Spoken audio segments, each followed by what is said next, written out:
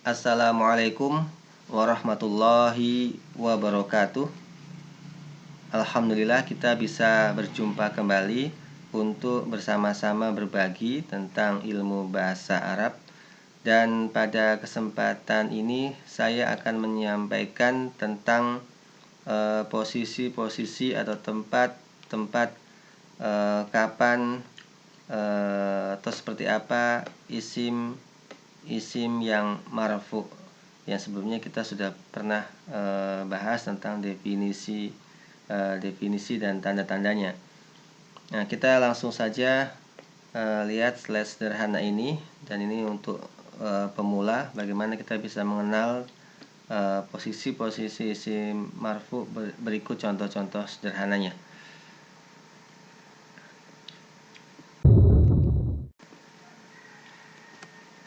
Ini posisi isim marfu.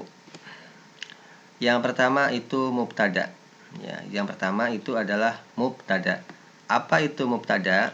Mubtada itu secara sederhana bisa kita definisikan yaitu isim di awal kalimat. Isim di awal kalimat. Dan tentu sebagaimana sudah kita jelaskan sebelumnya, mubtada itu adalah isim marfu. Dan isim itu ada di awal kalimat. Posisinya di awal kalimat. Contohnya misalnya az-zahabu ma'dinun. Az-zahabu ma'dinun. Apa artinya? Artinya adalah emas itu adalah barang tambang. Ini yang saya kasih tanda merah itu adalah mubtadanya. Az-zahabu ma'dinun itu barang tambang. Yang kita lihat ini az-zahabu ini adalah mubtada. Ini adalah isim yang ada di awal kalimat. Waktu itu sudah kita jelaskan salah satu tanda isim, ya, dia menggunakan bisa tanda alif lam misalnya. Dan tatkala dia menggunakan alif lam, maka tanda ujungnya tidak boleh tanwin. Dan ini isim marfu pada posisi mubtada, dan tanda marfu'nya, tanda rofa'nya adalah dhammah, sebagaimana sudah kita bahas. Nah, ini sederhananya saja untuk kita mengenal mubtada. Apa itu mubtada? Mubtada adalah isim di awal kalimat. Contohnya ini. Meskipun nanti ada pembahasan yang lebih panjang, lebih detail tentang mubtada itu apa, macam-macamnya, posisinya seperti apa, yang lebih detail lagi. Tapi yang untuk pemula, yang penting kita paham bahwasanya mubtada itu adalah ya isim atau kata benda di awal sebuah kalimat. Nah, contohnya ini. Nah, ini kan ada di awal kalimat. Nah, untuk pembagiannya nanti. Yang penting kita bagi Anda yang masih pemula, paham dulu bahwasanya mubtada itu adalah isim di awal kalimat. Contohnya seperti ini. Az-zahabu ma'dinun. Az-zahabu itu adalah mubtada atau isim yang di awal kalimat. Tanda isimnya pakai alif lam. Kemudian tanda rofa'nya adalah dhammah. Dhammah. Az-zahab itu artinya emas, ma'dinun artinya barang tambang. Nah, itu. Kemudian posisi selanjutnya itu khobar. Khobar ini apa maknanya? Kita lihat. Nah, penjelas mubtada.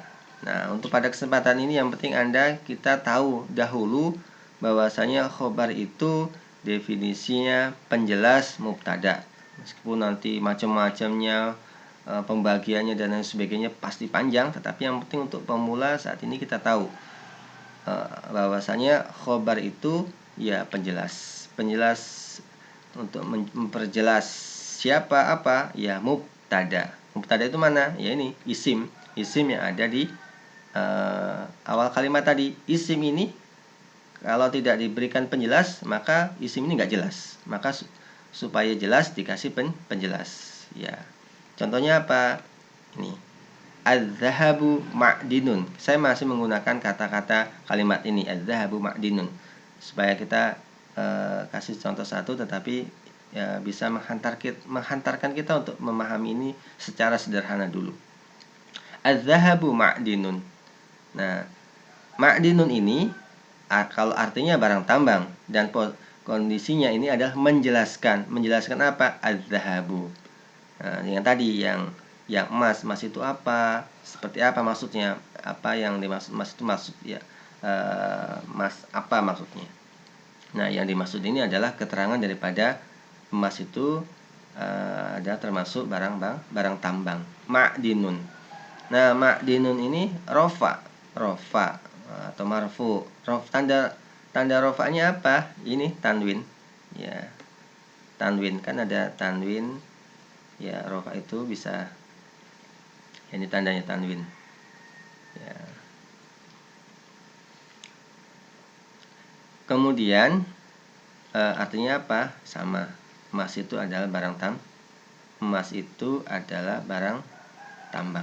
Ya, emas itu adalah barang tambang. Az-zahabu ma'dinun. Az-zahabu ma'dinun. Ma'dinun ini menjelaskan tentang isim atau kata benda yang sebelumnya, yaitu az-zahabu. Nah, ini mubtada, khobar mubtada, penjelas daripada mubtada. Saya rasa kita cukup pahami ini dulu, meskipun nanti banyak penjelasan yang lebih detail lagi. Kemudian yang ketiga, itu apa? Isim kana. Apa itu isim kana? Ya, mubtada yang dimasuki oleh kana. Ya, mubtada yang dimasuki oleh kana. Mana mubtada ini? Az-zahabu mubtada kan? Ini nanti masuki kana atau diawali oleh kana. Contohnya, nah, kana zahabu ma'dinun. Nah, ini posisi isim marfu. Jadi isim kana itu, mana isim kana? Ini az-zahabu. Nah, ini mubtada, tapi kemudian dimasuki oleh kana. Ini kana ini nanti ada teman-temannya, beberapa teman-temannya, tapi untuk memudahkan kita memahami tentang posisi isim marfu, ya kita sederhanakan dahulu saja. Contohnya kana zahabu ma'dinun. Nah, bahwa isim kana itu maksudnya, ya isim kana itu bagian termasuk isim yang marfu, rofa. Berarti ada tanda rafanya. Apa tanda rafanya? Ya dhammah. Kana zahabu ma'dinan. Ma'dinan. Kana zahabu ma'dinan. Nah, ini ma'dinan nanti ada pembahasannya yang lebih lanjut. Kenapa yang tadinya ini khobarnya marfu rofa dengan tanwin kok menjadi ma'dinan? Nah, ini salah satunya karena ada kana. Kana itu merafakkan isim mubtada ini, kemudian nanti menasabkan, memfathahkan khobarnya, penjelasnya ini. Nah, ini jadi fathah ini, tanwin ini kan ada kana. Kalau tidak ada kana, ya ini ma'dinun. Ya. Oke. Yang penting Anda tahu bahwa isim kana itu adalah mubtada seperti ini, kemudian dimasuki oleh kana. Kana itu artinya adalah, ya. Nah, sama aja. Hanya kata tambahan saja. Nah, untuk makna lebih jelas lagi nanti itu ada pembahasan khusus tentang isim kana dan kawan-kawannya. Tapi yang penting kita cukup tahu dahulu awalnya seperti ini. Kemudian yang keempat, khobar inna. Apa itu? Ya, khobar mubtada yang dimasuki inna. Mana khobarnya ini? Ma'dinun. Az-zahabu ma'dinun, ini az-zahabu tadi mubtadanya, ma'dinun ini khobarnya, kemudian dimasuki oleh inna. Jadi seperti apa? Seperti ini.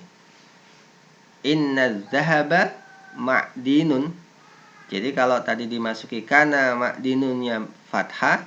Kalau dimasuki inna, ma'dinunnya, khobarnya menjadi rofa, dhammatain ini. Kemudian isimnya menjadi nasab. Jadi bertolak belakang ya antara kana dan inna. Kalau kana itu merofakkan mubtadanya, kemudian menasabkan khobarnya. Kalau inna ini menasabkan mubtadanya, kemudian merafakkan khobarnya ma'dinun. Inna dhahaba ma'dinun, ya kan? Kana dhahabu ma'dinan. Beda tipis, tapi maknanya jauh. Kalau inna ini sesungguhnya emas itu adalah barang tambang. Nah, tapi ini saya tidak tulis sesungguhnya ya. Ini kurang sedikit. Mestinya sesungguhnya emas itu adalah barang tambang, untuk mentaukidkan, meyakinkan kalau emas itu adalah barang tambang. Tapi bukan itu yang kita bahas pada kesempatan ini. Yang kita bahas ini ma'dinun. Nah, ini saya salah ngasih tanda merahnya. Semestinya yang saya kasih tanda merahnya yang ma'dinun ya. Ma'dinun ini yang kita bahas. Kenapa dia tetap domah? Ini fathah. Karena dimasuki oleh inna ini menasabkan, memfathahkan mubtada, kemudian mendomahkan atau merofakkan khobarnya. Berbeda dengan kana. Kalau kana itu merafakkan mubtadanya, kemudian menasabkan khobarnya. Beda tipis ya, tapi maknanya jauh. Kita lanjut lagi. Fa'il. Apa itu fa'il? Ini posisi isim marfu ya. Selanjutnya adalah fa'il. Isim terletak setelah fi'il maklum. Nah, nanti untuk fi'il maklum dan lain sebagainya ada pembahasan lagi. Tapi yang penting isim yang terletak setelah fi'il atau seperti itu boleh. Isim atau pelaku juga bisa. Karena fi'il itu kan kerjaan. Kalau pelaku itu yang melakukannya. Contohnya fatahat talibu al-kitaba. Fatahat talibu al-kitaba. Fataha membuka, at-talibu siswa atau mahasiswa atau pelajar, al-kitaba buku. Jadi siswa membuka buku atau membuka siswa itu buku. Mana fiilnya? Ini fataha. Fataha membuka, at-talibu siswa, al-kitaba buku. Jadi siapa yang membuka? Siswa. Apa kerjaannya? Membuka. Apa yang dibuka? Al-kitabah. Maka isim yang terletak setelah fiil itu adalah fa'il. Nah, ini fiilnya ini fataha. Maka kata setelah fataha, yaitu yang berbentuk isim ini at-talibu ini siswa, itu disebut dengan fa'il. Ini isim, dan ini atau juga pelaku yang melakukan, yang membuka. Nah, yang membuka. Nah, fa'il ini posisinya itu rofa, marfu. Apa tandanya? Nah, ini karena dia isim mufrad ya, seperti yang sudah kita jelaskan sebelumnya, maka tandanya ya sama, dhammah, at-talibu. Nggak bisa kita baca at-taliba atau at-talibi. Maka dia kita baca at-talibu. Kenapa at-talibu? Karena dia isim yang rofa. Kenapa rofa? Dia fa'il. Fa'il dari mana? Dari fataha, membuka. Fataha membuka, at-talibu ini pelakunya atau yang membuka. Apa yang dibuka? Alkitabah, buku. Nah, ini yang menjadi objek pembahasan kita adalah at-talibu, fa'il daripada fi'il. Nah, fa'il ini ya posisinya atau sebagai isim yang rofa atau marfu. Maknanya itu pelajar itu membuka buku. Kemudian yang keenam, naibul fa'il. Naibul fa'il. Apa itu naibul fa'il? Naibul fa'il adalah isim pengganti fa'il. Isim pengganti fa'il. Jadi fa'ilnya nggak kelihatan, diganti dengan naibul fa'il. Apa contohnya? Nah, yang tadinya fathah talibul kitaba, siswa itu membuka buku, menjadi futihal kitabu. Futihal kitabu. Nah, atau libunya tidak ada, dibuang, dihapus. Langsung setelah kata-kata fathah ini adalah kitab, tetapi fatahanya yang tadinya maklum ya fiil, kita ganti menjadi majhul. Majhul itu kalau bahasa kita pasif. Kalau membuka menjadi dibuka. Nah, tadinya fataha menjadi futiha. Ya, fataha menjadi futiha. Nah, fathah menjadi futiha, fiilnya menjadi fiil majhul. Maka setelah fiil majhul itu ya biasanya ada objeknya, maf'ul bihi-nya atau objeknya kita ganti menjadi ini naibul fa'il. Posisinya menjadi posisi naibul fa'il, pengganti fa'il. Yang tadinya ini objek atau maf'ul bihi-nya fathah, setelah dihapus fa'ilnya maka menjadi dhammah. Jadi bukan futihal kitaba tapi futihal kitabu. Posisinya ini menggantikan posisi fa'il. Jadi pengganti fa'il. Fa'il kan rofa, maka pengganti fa'il juga ya rofa, marfu. Posisinya setelah fi'il. Tapi fi'ilnya bukan fi'il maklum tapi fi'il majhul atau yang pasif. Ya, jadi setelah fi'il pasif itu namanya naib. Ada naibul fa'il. Kenapa naibul fa'il? Fa'ilnya tidak nampak, tidak ada. Jadi futihal kitab, telah dibuka buku itu oleh siapa? Nah, nggak tahu oleh siapa ya. Tidak jelas, majhul. Nah, ini posisi-posisi marfu. Meskipun dalam beberapa kitab yang lain ada yang bukan hanya 6 ini saja, tetapi ada yang 9 dan seterusnya. Tetapi pada umumnya inilah yang dibahas tentang posisi-posisi isim yang marfu dengan contoh-contoh yang sederhana sengaja saya buat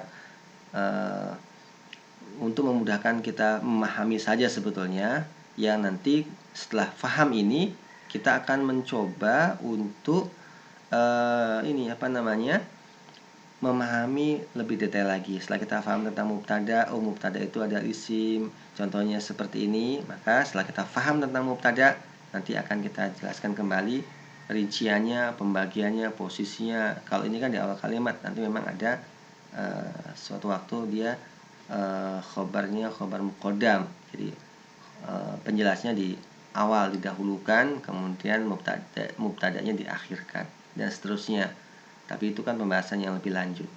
Nah, saya rasa ini pembahasan awal supaya kita memudahkan. Ada 6 posisi isim marfu yang hendaknya kita pahami. Yang pertama posisi mubtada dengan contohnya ini, khobar mubtada itu penjelasnya, isim kana ya mubtada yang dimasuki kana, khobar inna, khobar mubtada yang dimasuki oleh inna, fa'il itu adalah pelaku atau isim yang terletak setelah fi'il, kemudian naibul fa'il ya isim pengganti fa'il, fa'ilnya nggak ada diganti dengan naib fa'il, naibul fa'il, pengganti fa'il setelah fi'il majhul.